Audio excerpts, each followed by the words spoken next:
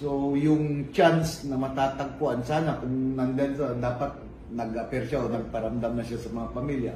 Pero with the number of days na missing siya, siguro lumiliit yung chance na... 11 araw na ang nakalipas nang huling makita ang beauty queen teacher na si Catherine Camillon. Sa pahayag ng pulisya, formal na pinangalanan ang dahilan sa pagkawala ni Catherine ngayon. Si Police Major Alan De Castro. Si Police Major ay boyfriend ni Catherine. Nilihim umano ni Police Major Alan na meron siyang asawa.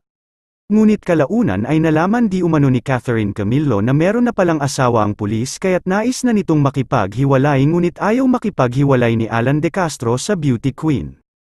So yung chance na matatagpuan, sana kung nandun sa, dapat nag-appear siya o nagparamdam na siya sa mga pamilya. Pero with the number of days na missing siya, siguro lumiliit yung chance na matagpuan natin siyang buhay. But ganun pa rin, sana, dahil ako isang magulang din.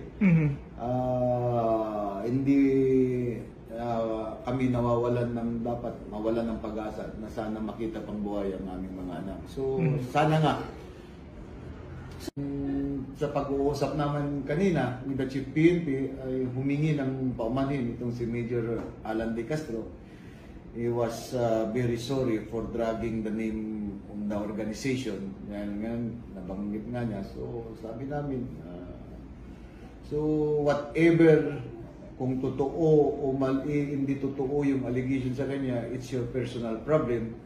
So he has to face kung ano man yung consequences, kung totoo man mapatunayan o maabsulto sa mga paratang sa kanya.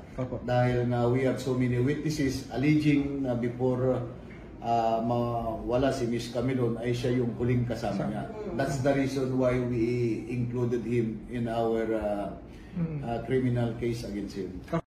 Kaya't sinabi na umano ni Catherine sa misis ni Police Major na may kabit ito. Sa naging resulta ng imbestigasyon ng CIDG, nakita umano si Catherine Camillon na nililipat sa ibang sasakyan sakay ng unang sasakyan na pulang SUV. 17 hibla ng buhok ang nakita sa sasakyan na pinaniniwalaan na pagmamayari ni Police Major Alan De Castro. Ayon pa sa imbestigasyon, nagsinungaling si Police Major na hindi sila magkasintahan ni Catherine at magkaibigan lang di umano sila. Nakita kasi sa mga text message ni Catherine na si Alan De Castro ang huling kausap nito bago ito napabalitang nawawala. Nakipagkita di umano si Catherine sa pulis upang sabihin na makikipaghiwalay na ito.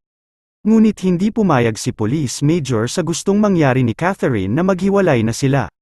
Sa ngayon hawak na ng pulisya si Major Alan De Castro at sinampahan na ito ng kaso kasama pa ang 3 pulis na sangkot sa pagkawala ng beauty queen.